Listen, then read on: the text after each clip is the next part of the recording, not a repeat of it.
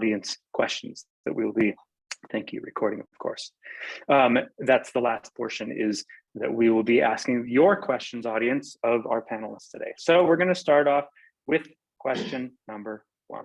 Question number one, which in your experience is more important to you when you are hiring new employees? Experience that the employee brings, or aptitude that the employee has, and why? And I will open this up to anybody wanting to start this question. Anybody care to start us off? Julian, I'll take it first because I'm probably going to be the shortest answer. I love the combination.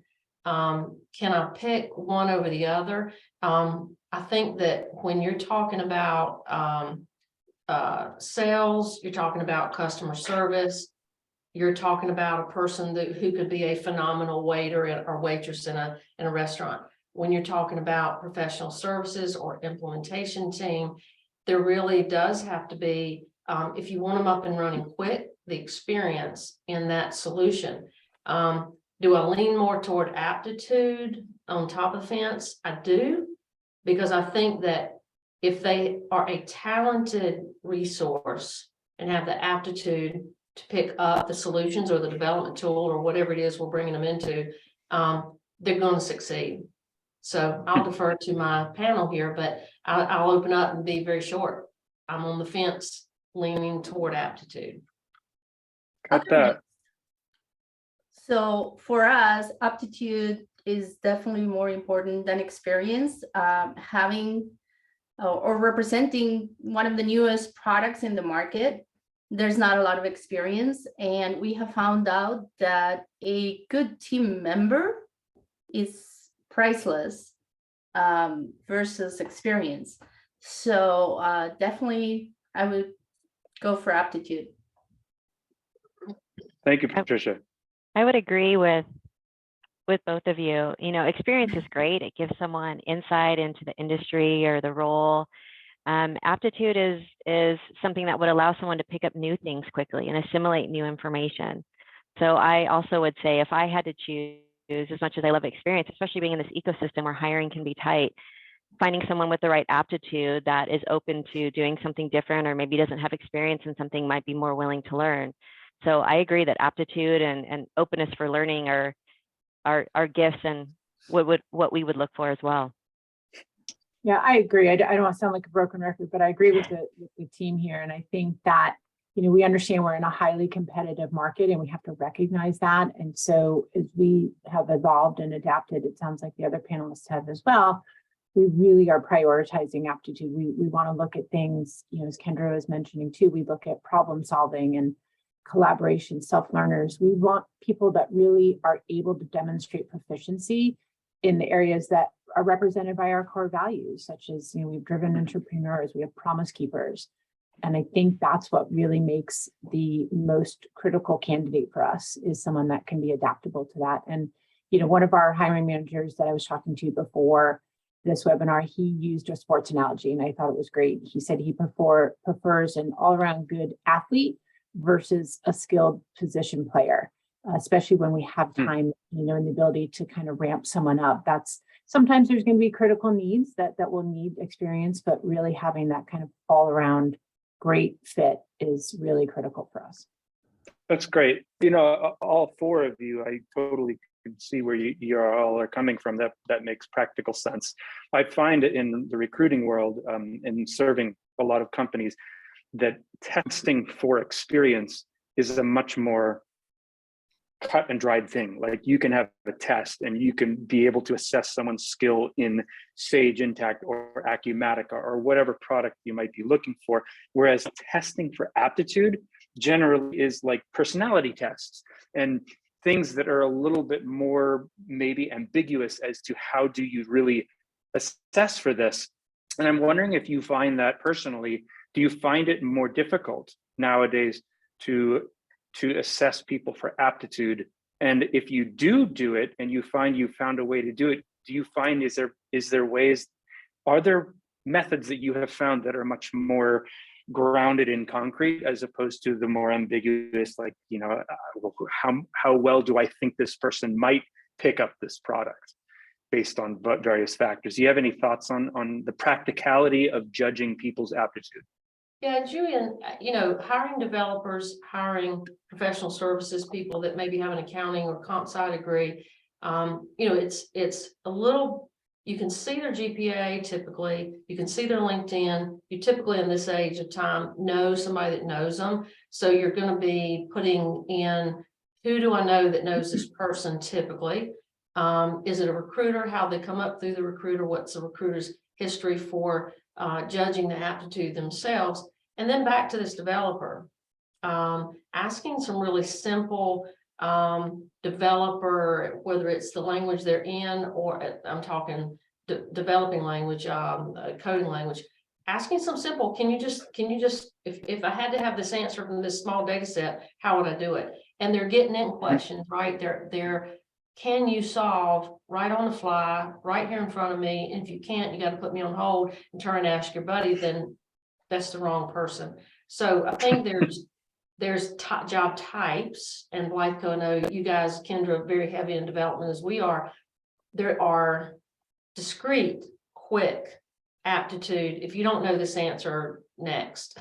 But then there is the network of people that you know, I tend to believe is more powerful from a, is this a stallion, or is this a lone wolf? Or is this a person who can work into a team with our values? And is this going to create a long-term customer experience that's going to be, in line with what we do? So I don't know, Jennifer, I'd love to hear from you guys. What can you really do? Being that we also sell the same solutions, can you really do good aptitude testing? Yeah, sure. I can certainly go next. I think, from an aptitude standpoint, it's definitely different than from a specific skill or experience standpoint. Those are questions you can ask for very specific examples and how they've implemented a technology, something like that. Aptitude is more of, kind of that behavioral based and competency based. And I think the questions that we rely on center more around explaining how someone approaches a situation. How do they demonstrate they're a problem solver? How can they demonstrate self-learning and quick learning, things like that, collaboration? And I think focusing on kind of that behavioral competency, demonstrating that side versus a specific skill is going to be really key when you're looking at aptitude versus a skill set. Totally agree. And there has to be some type of baseline. Susan, you were saying, right? If someone's going to be in developing, there has to be some type of baseline. Maybe it's, industry experience. Maybe it's someone, if we're hiring for professional services, someone that has a vertical expertise or understands, has an accounting background, right? Where there's some foundation that would, lead us to believe that they could be successful in that role. And then, testing for that aptitude. Is it a personality profile, an aptitude test?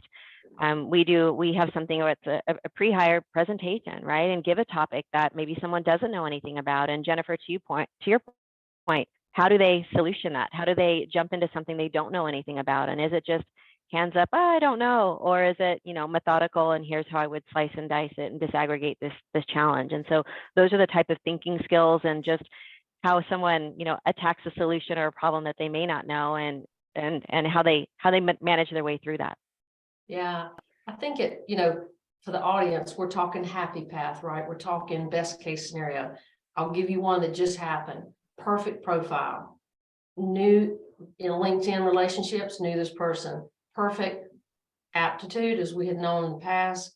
8 years within the product, 8 years within the role that we usually help do implementations with. Experience in the product.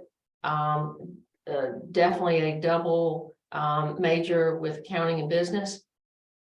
Ended up not wanting to do this role, so we had one from an attrition standpoint. And yes, that's one out of many last year, but it's still, there's still going to be feelings and testing, and they do a great presentation, but if their heart's not there, that is really hard to measure. And that, I'm just being real and honest and saying the presentations we do, the vetting and the coders, it looks so good. And then the heart wasn't there. Like, ooh, this is too complicated for me. This is too hard, too much, too customer facing. Oh, that was one that was hard to, like, I didn't ask that before. But it doesn't always, it just doesn't always gel for a person. So I think that I just want to be real with that too, with the audience. That's great. And I think you guys' explanation actually addressed something. One of the audience members when you were talking wondered, like, what is exactly aptitude and experience in this conversation relating to what we're talking about? What does aptitude mean and what does experience mean? And I think you just answered that. But if I had to summarize what I hear for this, aptitude is, does this person have the professional skills, the personal abilities as a human being to be able to handle the toughest scenarios and be able to achieve success in a role? That's aptitude, someone's ability possibly to be able to physically or mentally, emotionally, physically do the job, versus do they have 2+ years of experience implementing Acumatica ERP? That's experience. Someone might have the aptitude to pick it up very quickly, but they may not have the experience. And if someone's looking for experience at the, more than aptitude, that person may not get hired. It might make that decision. So I hope that summarizes well what I think we're talking about in terms of someone's aptitude versus someone's actual experience in the world. So great. Let me move on from there, because I know how easily it is to start getting behind and really going into detail. But I'm wondering, this might be a short answer, but you have all made a decision on what you prioritize in a human being when you're looking at bringing them onto the team. And I'm wondering, how has that affected your results? I recognize, Patricia, your key role within PC Bennett is not hiring right now. So this may not be something that you would have a lot on right now, but I'm wondering, for those of you who do hire, how has your decision to prioritize aptitude over experience actually affected your ability to hire, or affected what comes on your teams? Can you link how that's affected you to what has actually happened in terms of hiring with your company? Actually, I can answer a little bit of that because we have made some changes. I am not the one hiring. I do sometimes a final interview, depending on the role. But one thing that is key for us now is their ability to be able to self-direct and be disciplined enough to work from home, because now we have employees in a lot of different states and they need to be able to work without being in an office, at least for us. So that has made a difference. And the other comment that I was going to make regarding aptitude is, as you're talking to those candidates and you're having those conversations, and again, I'm not the first, but I'm usually the last one to have conversations with these candidates. And in some cases, I just don't feel good about them and I can't put it in words. But if I don't feel good about it, then they just don't get hired. And it's as simple as that. So that sounds a little hokey pokey, but yeah, just follow that voice inside of you that tells you yay or nay, because that voice is always right and it will never fail you. Yeah, the gut intuition, that makes sense. Anybody else have any comment on that they care to share at all? For us, and focusing on attributes, we started this program called our STAR program in 2018. It's strategic training and recruiting. And with that program, we had in mind the attributes that would be successful for, professional services consulting, and took a piloting type of mindset to begin to correlate the people that succeeded versus those that struggled in the role. And we put together a curriculum of, how to get certification, how to earn their badges in Acumatica and things of that, the hard skills, as well as, the development minded and soft skills and how someone approaches that. Here's the curriculum that someone is going to need to be successful, focusing on, product knowledge, practice assimilation, things of that nature, and then continue to evolve it based on, what we were seeing success wise. And again, focusing on, Jennifer mentioned a couple of their core company attributes and ours as well, initiative and ownership, communication and presentation, visioning and solutioning, and looking for how someone is, attacking that curriculum and how they're successful in it. We went too far at one point and was too structured and, teed everything up too well. When someone coming out of the program, then they couldn't manage their calendars. They couldn't handle multiple client escalations or things of that nature. And so then we had to ratchet that back. So continue to evolve it and correlating what success was looking like for our graduates versus those that aren't. And again, having attributes as the forefront of how we were selecting those candidates for the program. Yep. Yeah, Thank you. Kendra, we've done something very similar. It's, again, kind of adapting to what is in the market and maybe not having people with the exact experience, looking at those attributes, that aptitude, and then saying, okay, now we have to take that candidate. Once we hire them, we then can put them in something we're kind of calling an immersive boot camp. I think it's very similar, to Kendra's program. And we can accelerate teaching them the experience portion, provided they're coming in with that strong kind of inherent aptitude. So in those instances, we may look for a non-traditional background. We may look, let's say, for a controller that has hands-on experience as a user of the product and has that strong knowledge of the system, but hasn't implemented it, hasn't been a full-blown consultant, but we can then immerse them and train them on that. And so I think we've really adapted. It sounds very similar to Kendra. We've also looked for some non-traditional backgrounds, like we hired actually some teachers. And again, kind of did this immersiveness, and then really they can combine their aptitude, their skills in teaching, and have been fantastic with our clients because they're helping the clients learn. They can help them drive the initiatives once we've taught them kind of the experience side. Got that. That's excellent. I actually, because you guys kind of answered the next question, which the next question would be like, how have your expectations changed over the past couple of years in terms of what candidates bring to the table? And I think you've really clearly stated that, all of you. So I want to actually move on to the fourth question in our queue, and really talk a little bit about the candidates themselves and their side of the table, what's happening in their minds. And so the question I have for you is, do you feel that candidate expectations of the interview and hiring process have changed since the pandemic and the last couple of years of kind of economic uncertainty? And if they have changed, if the mind of the hiree, the candidate, the job seeker, if their mind has changed about this process, how are you seeing that these days? Can someone? That's a great question, Julian. You can scroll on to number 4, I think. Oh yeah. In the hiring frenzy of that goes right along with the economic frenzy and the housing frenzy, we'll call it 12 to 18 months ago, and roll that forward a little bit. There was just a hiring frenzy where I'm going to expect some unrealistic comp plans. I'm going to expect a signing bonus. I'm going to, especially in the tech industry, and all of us are there. I'm going to, the candidates had this expectation that they're going to not only change the world, but make millions.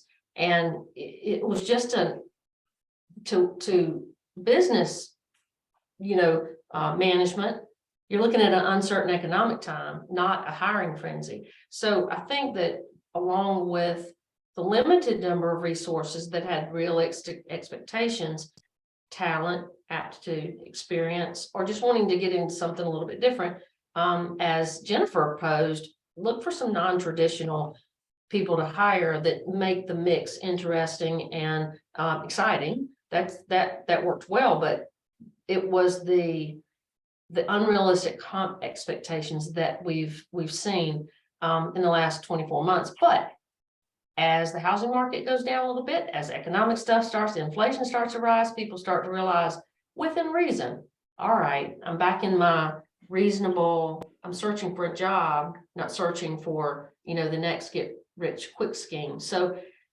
I'm exaggerating a little bit just to make a point in that there's a framework for hiring services people that has been, low end, high end of on target earnings. Salespeople, developers.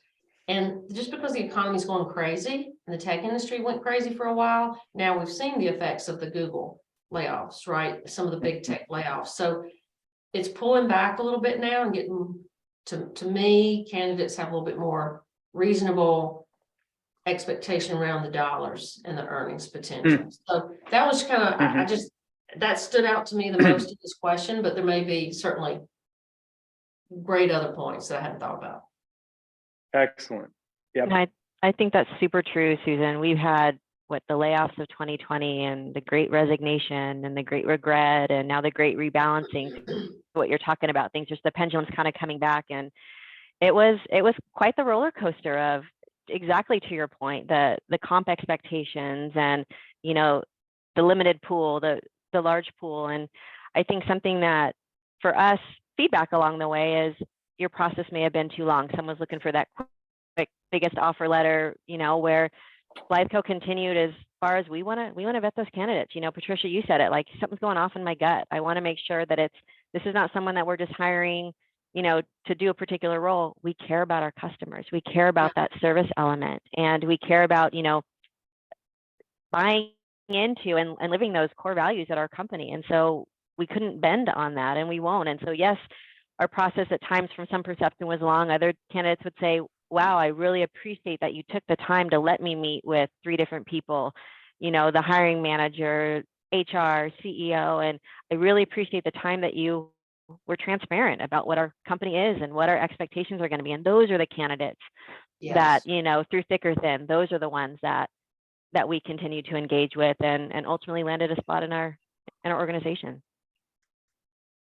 Yeah, I agree. I think that- Susan and sorry. Kendra hit Go it. ahead. Sorry, Patricia, sorry. I think you've hit it spot on. I mean, I think what we saw really was a big change in kind of that expectation of more remote work for companies that, you know, could allow for that.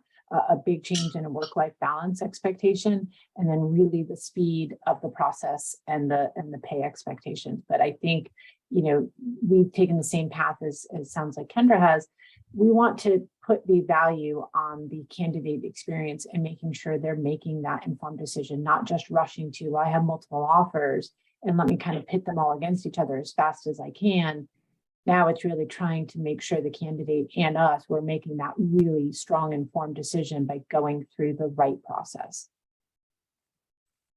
So one of the audience just chimed in with a really interesting point, which is that I think it was your point, Kendra, about the process, the candidate process, and making it intentional for the candidate.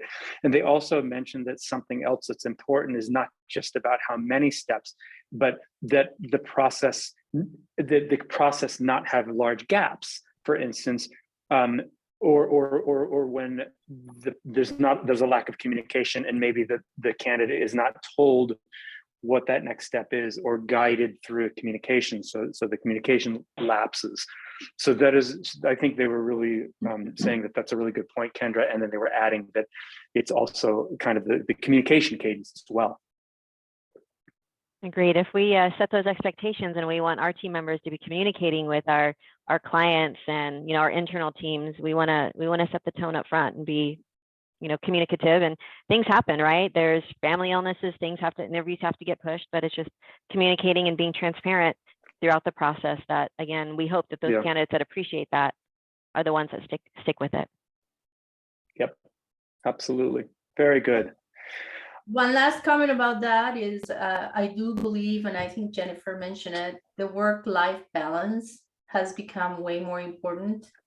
And for them to be able to talk to other employees and understand how, in this case, PC Bennett handles that, then I think that has been very important for us.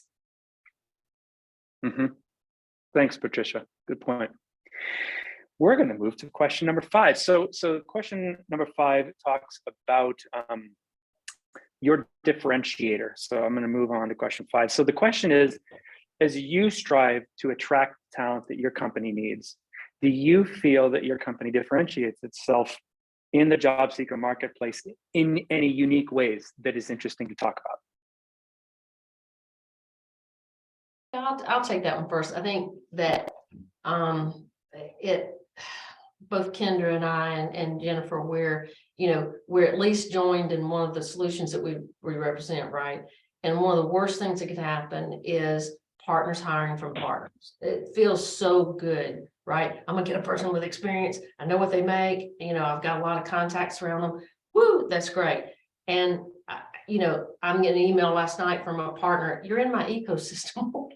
Why are you reaching out to me, right? So we strive, as I love what Kendra said, to just be so transparent, just to be so open. And how we attract talent is not to look at the cloning mechanism, is to look at that heart, look at that person, look what they've been doing. And we hope to differentiate by saying, not that we're big or not that we're number X in the channel, it doesn't matter.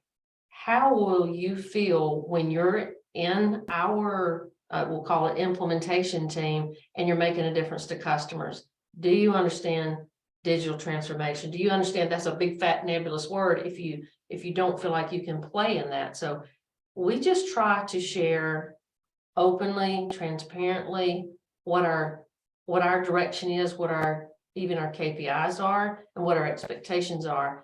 And with the honest, what will the job look like, not what the hypothetical job would look like and how elegant it might be.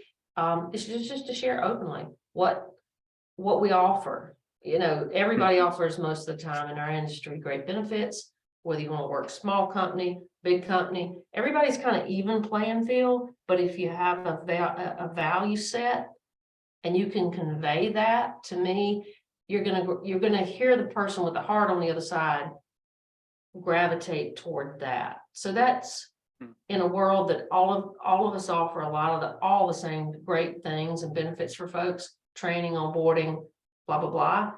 So how do you find the uniqueness? To me, is the heart. Yeah, I'm a big believer. I totally agree with Susan. I'm a big believer in the getting to the want to of your employees. What makes your employees want to work for your company? And you know, when I joined, I took a big focus on finding that out. What is the want to at Net at Work? And we found really it's our stability, it's collaboration, it's that transparency, innovation. So now we really focus on how do we tap into those kind of want tos to enable each person to, how do we get them to work at their best and make this a really rewarding and positive environment? And I think that lends itself to being one of our uniques. It helps us define our culture and really how we live our values. And then we can take programs that we create defined by those want tos. We have a strong DE&I effort spearheaded by an employee committee around that. We have a Women at Work resource group. We have employee connection programs that really focus on employee sharing. Because we're in a remote environment, how do we make sure we keep that connection alive? You know, Susan mentioned we have the other things, we have learning development. And I think it's really focusing on that kind of whole employee experience to make people want to work. I love that, Jennifer. You know, it's been said a couple of times, you know, and Julian, you asked about, you know, what has changed over the candidate experience. And, you know, I will say it's exactly that, right? Is what makes someone, it's their whole human self, right? It's not just the role that you do, or you do this at work, or you're a mom at home, or you're a CEO at the office. It's, you know, what makes you that whole human, and being able to have some flexibilities. And, you know, as far as the same thing with Blytheco, you know, we're a team of top performers. We are a fast-paced organization. We love a good goal. You know, we focus on coachability. We have a, you know, 100-0 mantra, 100% accountability, 0% excuses, to create a safe place where, hey, I messed up. Can you help me out? Just taking ownership and having that transparent and safe place to learn and to grow. You know, focusing on, you know, we're talking about attributes, but focusing on those that, hey, what do you want to do? Do you have a desire to grow in this department? Do you have a desire, you know, to move from sales to professional services, and having that path and having career opportunities to keep someone in your organization, you know, for that long haul. And we started a foundation. It started last year, and we have our first high school intern, and looking to partner with, you know, underserved communities with high school students that are looking for an opportunity to get into that tech space. And again, those that want to put in the work and just need a chance, it's really important to us. And so I feel like one of our big differentiators is absolutely focusing on development and growth and providing opportunities. As long as someone wants to put in the work and put in the effort, you know, then we're an opportunity driven organization for those candidates. So that's interesting, because as the smaller company here, and when I say small, we're about 30 people. It's interesting because what I hear from our employees or our candidates as they're coming in is, I want to work for an organization when I can really have an impact, when, you know, so it's a different mentality. So probably the people that want to work for PC Bennett probably are not as excited to work for Net at Work just because they want to have that close niche team, very tight team working towards the same goals. And we do have accountability. We do have our core values. But I think one of the reasons that we would be different from the other organizations in this panel is that teamwork, that we can really work together in a very tight niche type of situation, and that every individual in this organization has a huge impact on what we do and how we do it. Very interesting. Yeah, you're not the smallest organization here, Patricia. I have, I think, 8 employees. So I beat you in smallness. So that's Talk about your but I'm also not a panel. part. I just don't want you to feel alone here. I'm a tiny teeny. But there's, so I want to channel what definitely is an audience member question that I just know is there. There are audience members here that have much smaller organizations than all of us here. Maybe new partners, or maybe partners that are not in a growth mode like most of you are probably. But one of the questions that I could think of that someone can ask, and I get asked it a lot as a recruiting organization, is, you know, it would be really nice to be in a place where we could, you know, hire people for aptitude more than experience, but we just, you know, we have 3 deals that we sold this quarter, and we're going to have go lives for 3 different companies, and I don't have anybody who can do this. Like, we have customers who have a deadline, and that deadline is a certain time. So as much as I'd love to be able to do things that, more on hiring for aptitude and focusing on differentiating, I just need someone who has the experience with this technology so we can get this done by this date. All of you have been there because you all came from smaller organizations, and I'm wondering how would you have any advice for an organization or a hirer that has that kind of a challenge when they're small, and how they may be able to successfully do that in this environment? I think that's more the norm than the gorilla of Baker Tilly or the gorilla of Net at Work and Blackfield, right? It's more the norm that this a 15-person firm or an 8-person firm that's trying to get into the ERP space because they know it, they can sell it, and they have some customers they can refer or that trust them from maybe legacy type ERP solutions, but they want to do it. So two things: find a sister firm that maybe is one of the gorillas on the call and get them to outsource the implementation, but do part of it in shadow. So that's a way to get on the job training after you're certified in the product. Secondly, is to use your vendor's onboarding strategy, which is, it might be part of Julian's plan to help recruit. But secondly, the vendors on the call, I know, have onboarding solutions that they've packaged. They've worked with the top partners, what works, what doesn't work, and how can we benefit you in hiring more people and getting them to the ground faster. So 1, outsource and shadow. 2, use your vendor's onboarding program. And if they don't have one, work with them to develop one. But I know that first year, that first 5 years in a subscription model is getting over the annuity hump, right? So take advantage of the people that are in your ecosystem and try to strike a referral deal with them to shadow if you've got those 3 deals and you need to get them implemented. Smart. I agree. There's a lot of subcontractors out there, and I would rather slow hire the right people that are going to stay with the organization for a long time and subcontract the people that are going to get me out of this bind and get those implementations out of the way. And at the same time, train my new hires with that subcontractor to do the implementation the right way. But I would be slower to hire, even if I'm in a pinch and I need to get some stuff done. Excellent. Thank you. Excellent thoughts. Let's move on. Question number 6. As a hirer, do you find that you are personally doing anything vastly differently in your interviewing and hiring process today than you did a year ago or than you did 3 years ago? Personal question. This is not so much your company or how your company's changing, but you as a hirer yourself, or in the case of Patricia, how Tim and Kelly and the others in your company, like, do you have any insight into how are they changing? How is that process and feel changing for them over our changing times? Boy, mine's easy. I used to think that recruiting fees from recruiters were expensive. They're not. Life lesson. They're not, compared to having your own recruiters full time. So I'm just going to leave that there. My personal experience is, and this is not a commercial for Julian, this is that using recruiters save invaluable vetting time.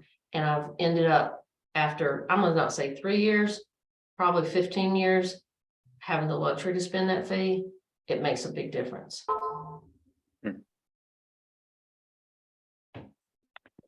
For me, am I doing anything vastly different? I wouldn't say that I am. We have both. Susan, we have an in-house recruiter and we'll leverage recruiting agencies when we need to. Absolutely. You know, we have to, as you were saying earlier, you know, leverage your resources, and you know, you can't just be stuck on, I have to do it this way.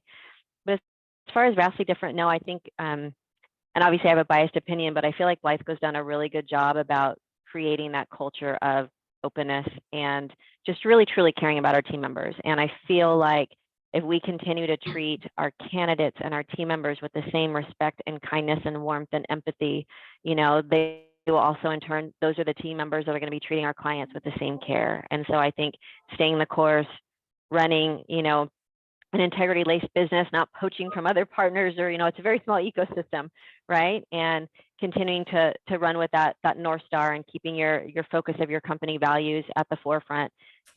And I think that's what's going to continue, and what has, you know, continue to move our organizations forward. Yeah, I completely agree with everything. And I think just one other point to add is, I think as we've shifted even more towards remote work and we have more candidates that are entering that realm that maybe weren't as adapted to it before. I think Patricia mentioned this early on. I think it's really critical to focus on that during the interviewing process, making sure first that just the entire remote experience is something that people are able to adapt to if they're coming from somewhere where they hadn't had that experience in the past, because it does take some acclimation. We've got to make sure, again, we keep those connections virtually when we don't have that workplace connection to fall back on. And I think that's really critical to explain that to candidates and really focus on that during the process. And Patricia, you brought up, oh, I'm sorry. Go ahead. I was going to say, you brought up a point earlier about, you know, having a smaller company and being able to be tight-knit. And that's something that, you know, we are always working on, and how can we do better? Because Jennifer, to your point, in a remote work environment, then you don't get to, you know, clink coffee cups with your team members in the kitchen and, you know, grab a quick bite to eat. You know, we're not in offices anymore. And so, you know, really trying to make it a point to have, you know, a team happy hour, or a, you know, 2 truths and a lie lunch break type of deal with your team, or, you know, 80s day. I think there's a horrible picture of me in a lot of fluorescent and horrible sunglasses on our team meeting. So, but doing things like that to continue to try the camaraderie, because it's not as easy as it was. So that's absolutely a great call out of things that have been different, and how we try to do our best to create that team environment, even though we may be a larger organization. I was going to make a comment regarding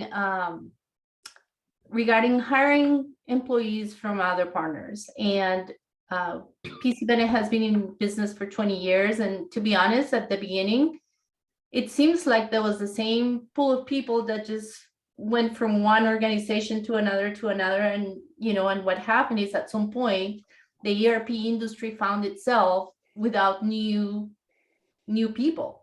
And that is critical. So I encourage everybody to hire new people and teach them the software that you're implementing, and not steal employees from other partners, because at the end of the day, as a whole ecosystem, as the ERP community, we're better off if we can bring in new blood into this community, instead of just stealing employees from one another.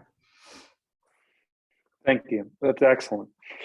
We move on now into audience Q&A. And in fact, we have our first question from the audience, which is, I teach an ERP course using SAP at a university. what is the most important topic that I should cover with my students?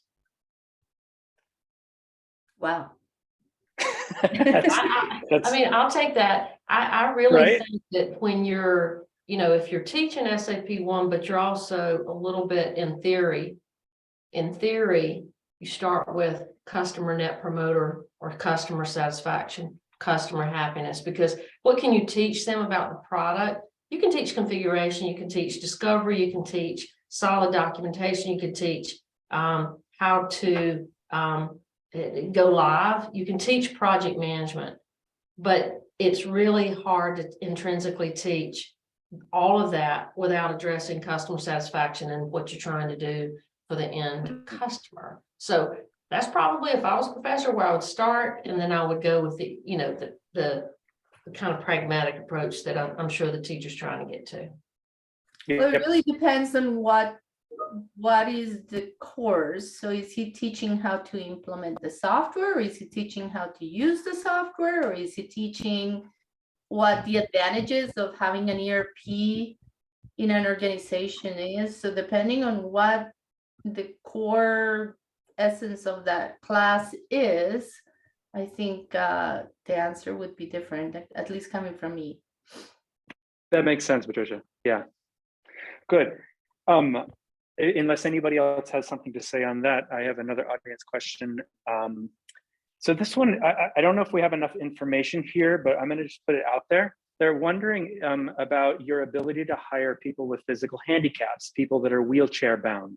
I think that remote obviously answers some of that, but in terms of if you are hiring someone who was to be in your office, maybe the question is, how are you as an organization, do you have experience doing that? And has it been something that you have done? Have you hired people that were handicapped? Yes, we have, and again, it's, as far as, we're concerned, that is not an obstacle in any way, right? Again, focusing on attributes and, that doesn't even bat an eye. I know, Jennifer, you talked about, D&I team, and, we have harassment, all of that. And it's very much about inclusion. And again, how can we get great people? Disabilities are not even a focus. Yeah. I would agree with Kendra. Sorry. Oh, sorry, Susan. No, but no, I go would ahead. completely agree, especially having the remote option. Yeah. To me, it's completely open. I 100% agree. I was going to say, it used to be that you had to be able to get on site, go on site, no matter what, Monday through Friday in the consulting arm.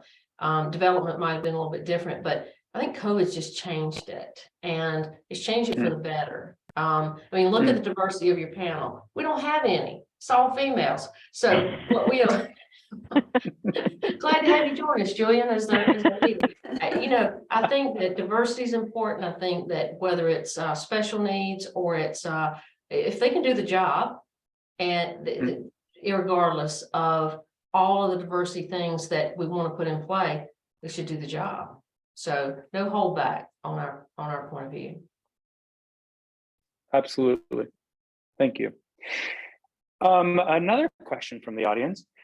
When you have made hire, but see a new team member not moving through the growth process as you would expect, do you stay the course, or do you go a different direction versus going farther down the road? I think they're asking, like, at what point do you find, if you feel that if someone you hire is not actually working out as you'd hope, like how do you know when to cut ties? How do you know when to stick it out?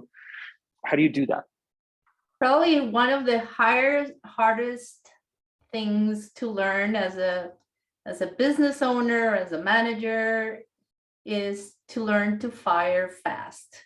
And if the person is not working out as the organization, is not only not working out for the organization, but I guarantee you that that individual is very unhappy as well, because they can feel that things are not working out. And I'm speaking, but it's very hard for us to do it, and we're not the best at doing this. But letting go of people that are not going to be a good fit for your organization quickly is a must. We have a long ways to go before we learn that lesson very well, but I know it's an important lesson to learn. Speaking of timeline, Julian, I don't think there's a finite timeline. I think the answer is, for me, it depends. It depends on, are there egregious acts? Is it someone, to Patricia's point, that they're just grossly unhappy and it's written all over their face? We have weekly one-to-one times with our direct reports, and I mentioned our STAR program where there's milestones and curriculum. So there's a constant conversation and environment of transparency. And are we meeting those milestones? Are there challenges? There's peer reviews that we engage in. So there's coaching and feedback, not just from your direct manager, but from peers and teammates alike. And so, to Patricia's point, we engage in conversations regularly, and no one wants to not feel successful when they're coming into work. And sometimes, as great as a hiring process you may have, sometimes it's not a fit. And so being honest and open and having those conversations, then I think it can take the sting out of it a little bit, because again, we're talking about whole human beings. No one wants to be set up to be miserable every day. And sometimes a role or a company isn't a good fit. And so just having that conversation can at least ease that part of it when you do have to have a parting of ways conversation. Yeah, I like to call it an exit strategy. I'm not really good for personal improvement plans, but pretty quickly, you have an intuition, follow it. Follow the right HR and people solution guidelines and that type thing. But I like to have the exit strategy conversation because I want to help people. I want to make sure it wasn't the right fit for us, but if you're trying to do good work, it just wasn't the right fit. Let's talk about how let's get you to another place where you can be happy, not just ruin somebody's career, or, it's more important to me to have the personal connection with that person when it didn't work, because we selected them, right? We went through our profile and we went through everything with them, but we had a miss, right? You're still a buddy, you're still a friend, I still know you, and there may be some way I can help you. That's when it's not in a, some sort of egregious situation where they did something that violated values or, all that. But this is where it just didn't work. And we used everything we could do. So to me, it's an exit strategy. That's better than saying, we're going to have a phone call about your last day, Right. Just the softer approach and being realistic with people. Most of the time they say, I knew it too. Good. You didn't have to do all this HR stuff. Now let me help you find a different way. So I just think the honesty, although don't ignore the HR policies, is really critical. That's great. Yeah. Really well said on all parts. Yeah, go ahead, Jennifer. Oh, sorry. We use the kind of the right people, right seats methodology, where it's, you're focusing on, do they get it? Do they want it? Do they have the capacity to do it? And I think if you are focusing on those three areas, then the employee also knows it too. Where they're, to Susan's point, you're having those conversations. There's very much a transparent outcome of those conversations. And so it shouldn't be a surprise, because they understand if they get it, they want it, they have the capacity as well. A little traction for a Tuesday. Yeah, I love go, it, Jennifer. So I have another audience question. I'm putting you guys on your toes here with these edgy questions. Okay, what kind of things do you expect from the non-traditional talents in the team to have a good mix, is the question. Anybody want to tackle that one? Yeah, we're in an accounting firm, and I want to have comp sci majors. I want to have non-traditional audit, non-traditional audit, no audit, no tax, no development, no accounting, where this person appears to be, all intents and purposes, an awesome salesperson. That is the aptitude that we're looking for. Go-getter, hard pressed, want to do a great job. That's the mix. Yeah, for us, I think it's that kind of self-learner, self-starter. Are they motivated to learn? Are they motivated to take on new modules as they're coming in? Do they have that communication ability with clients? I think that's our aptitude, is really, can they fit in our culture and our values by having those skills that mirror our values? And I think for us, that teamwork and collaboration mindset. I want to have someone be you, have your personality. It's okay to be quirky. It's okay to be funny. I want to hear your personality, right? What we do is, can be stressful at times. So it's okay to crack a joke here and there. It's okay to have a personality. I want to be able to enjoy our time together too. Yeah, what I think I'm hearing, which is great, is that it doesn't matter whether traditional, non-traditional, there's no special thing we're looking for from a special segment of kinds of people. This is just a universal way of looking at human beings looking for opportunities and organizations looking for those humans. Doesn't matter what kind of human you are, kind of thing. I have actually one more, and which is regarding aptitude versus skills. A question from someone where they say Warren Buffett says, hire for attitude, train for skills. This attitude, a kind of aptitude that you're born. This is attitude, a kind of aptitude that you're born with, or a kind of skill that can be learned? I think people can change their attitudes throughout their lives, but it has to be from their own initiative. I don't think somebody can change somebody else's attitude. I mean, I could be wrong, but I think the person needs to want to change their attitude. So hiring somebody with the right attitude is very important. I think putting them in the right group of people, putting them in the right creative frame of reference can improve the way they see their outlook, and thus, adjust their attitude. I think it's a great question, but I think we've got probably 30 seconds left. I just think that being in the right group of people, not the company, not the giant, the right group can really, really accentuate and accelerate and change the way someone sees their surroundings, and thus change the way they think about themselves. So it's just brilliant. I like that. That was well said, Susan, and Patricia as well. You cannot change someone else's attitude, but they can change their attitude. So it's really well said, both of you. Jennifer, Kendra, Patricia, Susan, thank you very much. We are up on the hour. I appreciate your insights and thoughts, and thank you for taking this time this morning to sharing your experience. Thank you so much for Thank having you. us. Thank you, Thanks for having Julian. us. Bye, everyone. Bye. Bye-bye.